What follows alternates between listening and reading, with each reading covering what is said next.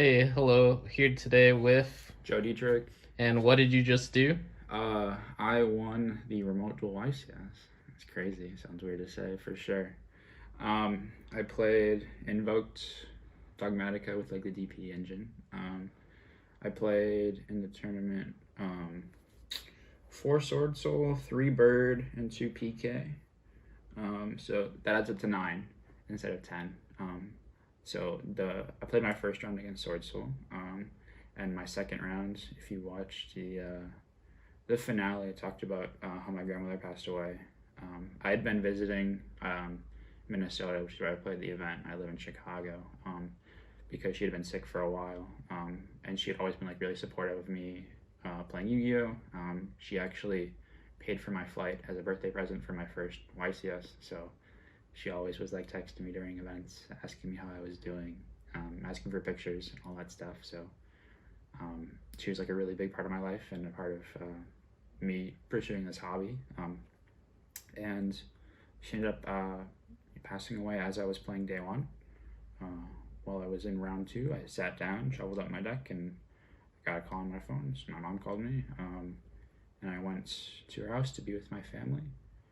And my family like really encouraged me to keep playing because she was like so like ecstatic that I was playing another event since COVID had happened. I hadn't been playing in a lot of stuff, so she'd been looking forward to me playing in it like all week. So I thought I should go and play it, and I hadn't missed enough time to where I would have lost an additional round. So I was 1-1, and then I came back to my house and I played the rest of the tournament, and I didn't lose anymore. So I finished X1-1. I drew my last round of Swiss.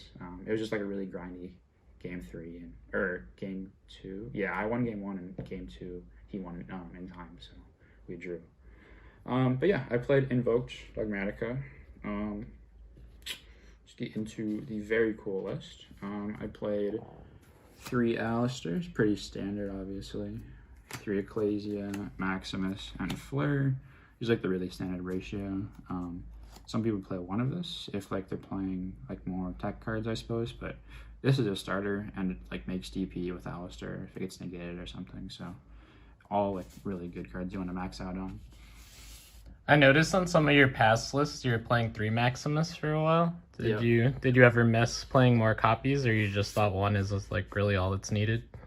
So yeah, the first remote Duel YCS, I finished X2 after Swiss and I missed Top Cut, which was crazy. And I was playing 3 Maximus in that list. And the reason I'm only playing 1 here is just because of space. It's like a great card, but like back when I was playing 3, there wasn't like the DP engine. It was just the Shell engine. Whereas like that card was only live going second, whereas the DP stuff is like a going first starter, like in a way, because you get to draw 2 eventually. So I didn't think it was really necessary. Makes sense. For the hand traps, 3 Ash and 3 Droll. So I'd come to the conclusion before this event that the Bird deck was the best deck, definitely the deck to beat. So I was meaning Droll. At the other YCS, that was like 2 weeks ago, I was playing Nib instead of this. And I think Nib is probably better overall, but you just have to take into account that this Swiss was like a month ago, so the format has definitely changed more towards Sword Soul and stuff like that. But yeah, both these cards have the very cool thing that they can be normal summons and they can make Almirage. And then you can use Almirage and any of the Dogmatika monsters that you're able to summon to make Verte, or like to make Maximus live or something like that. So a little cool interaction. Yeah. For those that don't know, you're forced to play the list you topped with, correct? Yeah. Yeah, so you couldn't edit, even though it's like a month ago. As you were saying, the format has definitely shaped itself a lot more since then. Right. And then I played the 2 bricks. These cards are fine. I popped a Mystic Mine with this. That's MVP. Cool. This card has an effect. And this card also has an effect where it gets boosted. And it has a lot of attack points, which is kind of cool. If you're like DPE gets banished or something and you're forced to summon this out. You usually summon, or you almost always summon this one out. If your DP like activates, then it gets banished later. Because this one has the effect where it can't use the effect to draw the turn it's sent to grave. So you want to summon this one out and like crash it or link it away or something to get it back in grave so you get the draw effect.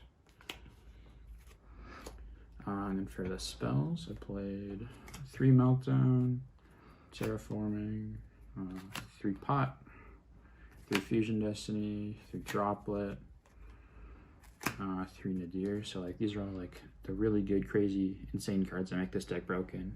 This literally lets you add any of the other like half of the engine that you're missing, or you can like add this. This really helps you play around Droll. Droll is like a big problem for the deck, so this really helps that. Droplet, like you get so much value off of it because you're able to like send the additional pluses you're getting. So like you like will Meltdown, search Alistair effective search, and then make Secure Gardener, and then you can activate Droplet, sending Meltdown and Secure Gardener. And even the Invocation if you want to chain to it, so you're getting a free like 3 negates with just this card, so it's pretty cool. Lets you play through Veiler and Imperm too with all your normal summon effects. Yeah, so you can use this to dodge that stuff with on Verte or on Alistair or something like that, so pretty cool. I played 2 Invocation. This is definitely incorrect. Like I said, I was prepared for the bird deck, and the bird deck was playing Crow pretty like heavily at the time. And I was pretty scared of Crow on my Invocation, so I was playing 2. But 1 is definitely correct now. I played 1 for the other YCS. And I think like it's like just so accepted, like in the Invoked deck that you play 2, but just because it's accepted doesn't mean it's correct. So yeah, I think I just play 1 of this for sure in the future. And I play 1 Call by the Grave. This card is not very good in my opinion. It's like out of my list. It's like for Droll in theory, or for like the DPE stuff or something like that. But I definitely don't think I would play it again. It wasn't very good for me. And then for the trap cards, pretty standard. Just the Schism, Punishment, and the 3 Imperm. Now this is the best hand trap in my opinion. Because against the bird deck, you like hit their Trigger monster they summon, or this can like negate Moye, or it can be a draw for turn to negate stuff. So definitely a really good card. I played 40 cards in my main deck. Another card I think I would consider playing that isn't in my list is Mystic Mine. I'd probably replace this for Mine. I liked Mine a lot. I played it for the other YCS. It was really good. Being able to like mine your opponent and then make perk and like clear their board is huge, especially against like the bird deck. So definitely a card I would consider. Did you ever consider playing 3 more hand traps instead of Droplet in your list, or do you just think having the board breaker card was good? I think Droplet is really strong right now. Another card I like considered maining is just like Tikaboo. I think Tikaboo's crazy. Because like if you're able to even set up partially against Sword Soul, you can flip it on them, and if they like don't have Baron, they pretty much lose because you're gonna outgrind them with the Alistair engine. So Tikaboo is like something to consider, but not like an out-hand trap. Gotcha. Let's see. Let's do extra, I suppose. So for the links, Secure, Almirage, Verte. So you cannot make this if your Alistair gets chaliced, which is crazy. I didn't catch it, and my opponent didn't catch it. Top 4 was just a really crazy match. Going back and watching the VOD, we both missed a lot of stuff. Obviously all unintentional, with me making this illegally and having us to reverse the game state, which was just a crazy situation all around. And then game 2, me getting OTK'd with an illegal activation, which also like wasn't an intentional thing on my opponent's part either. Like it's top cut. It's a stressful environment. You have hundreds of people watching you for every little thing that you do, and people make mistakes. It's just part of the game. Unfortunately, everybody's human. So yeah, I think that's important to remember. I mean, the judges didn't catch it right away, and they're supposed to be there literally just watching your match. Right. So I mean, it's definitely different having thousands or hundreds of people watching your match online than just being there in the moment. Yeah. We'll talk about Verte for a second. So I'm playing like the DP stuff, obviously. I'm also siding the Shadal engine. So I'm playing 3 Fusion, Aerial, and Dragon. So something that is kind of cool that came up is like I had already resolved, or my Fusion Destiny had gotten negated, I think, and I had to normal summon this out, and my opponent had a Breaksword Engrave and a Rusty on field. So I normal summoned it, and my opponent was like, you're assuming I wasn't going to be able to like make the DPE thing live, obviously, because I normal summoning one of the bricks. But I normal summoned it and linked into this, and they didn't pop it, and I was like, all right, cool. And I just sent Shuttle Fusion, so that was crazy. Kind of an interesting play that this can be used for more than one thing post side is really cool. This card is really great. It helps you protect against blackout, as you saw in the finals.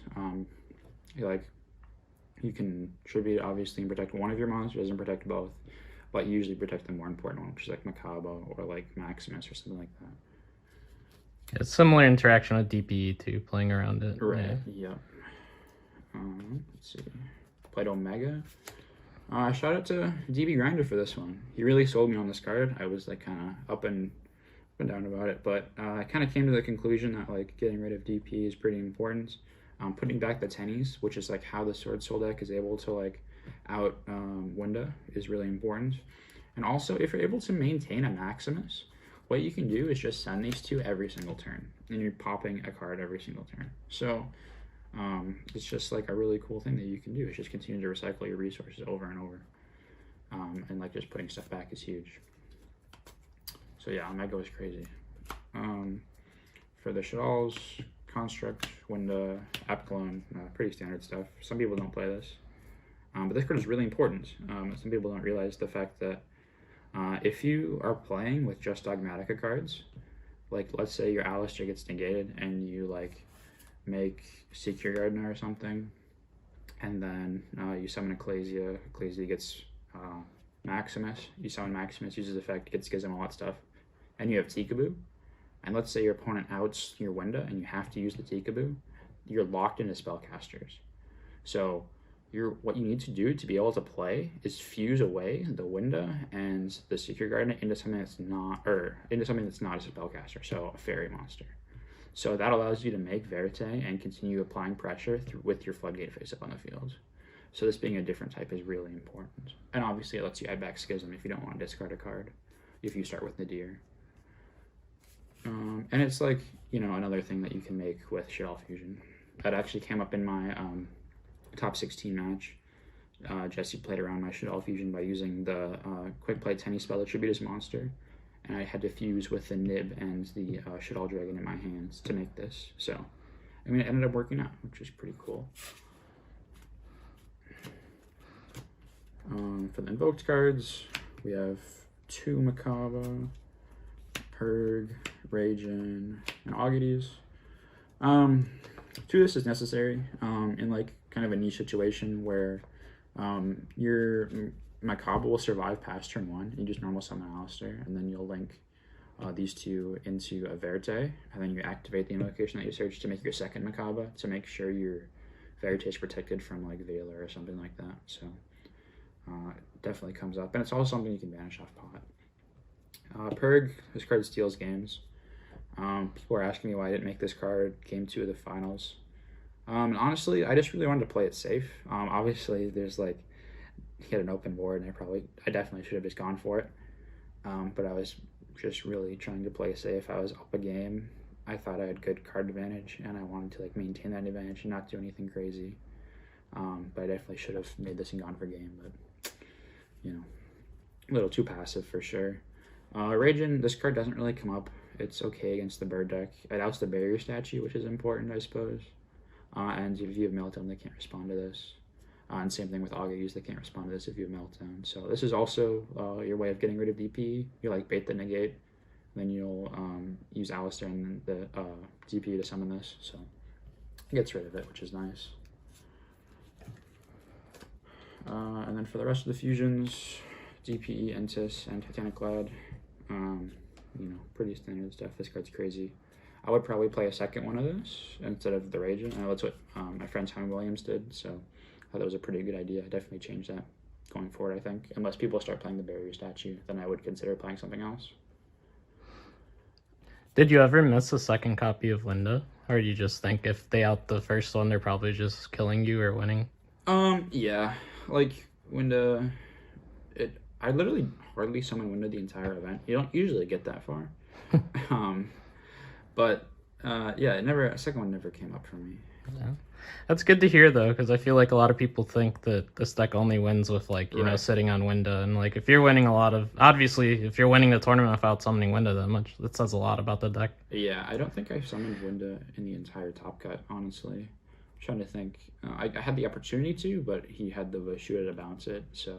Yeah, I think that was what I remember Yeah. as well. It just didn't make sense to send it to summon anything. Yeah, so I decided to not activate, because he like used Omega to like put back my app clone to like force my schism. So I just not activate it. Because if I did activate it, I would be putting an extra deck monster on the field that was just going to get bounced. So I decided to keep the extra deck monster that he was taking from my grave and putting it back in my extra, so I had another thing to banish off Prosperity, because you can run out of things to banish sometimes. Then for the side deck, 3 Tikaboo. This is the best card in the deck, in theory. It does everything you want it to do. All of your monsters are like different types, so like the only thing that like kind of conflicts is Alistair and the Dogmatika monsters. Like if you have like Maximus and then you only play so like normal summon Alistair next turn, then you can't do that obviously, but that comes up pretty rarely. I mean, that means your Tikaboo stuck, so Correct. that's, you're probably winning in that situation either way. Yeah, I agree. Yeah. I played 3 Nib. This should have been the main deck for sure. But like I said, I was wanting to play Droll instead. But yeah, I definitely swapped those two. I think it being light is good utility too. Yeah, it being light, and then also you're like nibbing them obviously, and then you're summoning it to the board, so it's a material for Verte if your Alistair gets negated, which comes up a lot. So definitely a good card. I played Duster for spell and trap card stuff. I don't think I'd play this card again. It didn't really come up. Reboot and Double Cosmic. This card is crazy. You want something that is not able to be negated by Flare in the Sword Soul deck, because if they have Order plus Flare, you lose. Unless you draw like Cosmic plus Droplet or something crazy. So if they order you and they have Flare, you're able to use Reboot and they can't respond to it, which is very helpful. And Cosmic was like just for generic removal. I wanted something that like was good against those decks and also could like hit Scythe, but I never got Scythe, so. Were you citing it in against the Scythe decks? Yeah. Okay. Yeah, for sure. The last 5 cards were the cards that carried me all the way to the finals. Best Shadal card. Yeah, Shadal Fusion is the best card ever printed. Like, you have 3 Fusion Destiny in your deck, and now you have 3 more. It's just like absolutely crazy. Just you know, similar thing, sending materials from deck, but yeah, people weren't really playing around it. People weren't really expecting it. It won me so many games. It was absurd. People were playing like the 1 aerial, but like if you think about it, like if people are already doing that, then you're just adding 1 additional brick and 3 like absolute bomb cards. Like this plus Meltdown is crazy because I can't respond to App Clone's effect or anything in the chain link actually. So that's just absurd. Yeah, this card put in so much work. It was like the thing that got me all the way to the finals, like I said. So definitely would recommend playing these cards. Yeah, I feel like the dragon, like the interaction's just so cool. Definitely like I feel like a lot of better players will like hold their cards because like the more unknown, the more you have to play around. So it's like dragon being in position you can pop stuff seems really good when they can't respond to it if they're holding it and just don't think about Shadal Fusion. Yeah, also like this came up a couple times. In a simplified game state, this is huge. It's 1900 attack. It attacks over Taye and Moye. So I would like imperm them, and if I didn't have a play, I'd just normal summon this and back over. Good old LOB Yu-Gi-Oh! Yeah, exactly. My monster's right? big.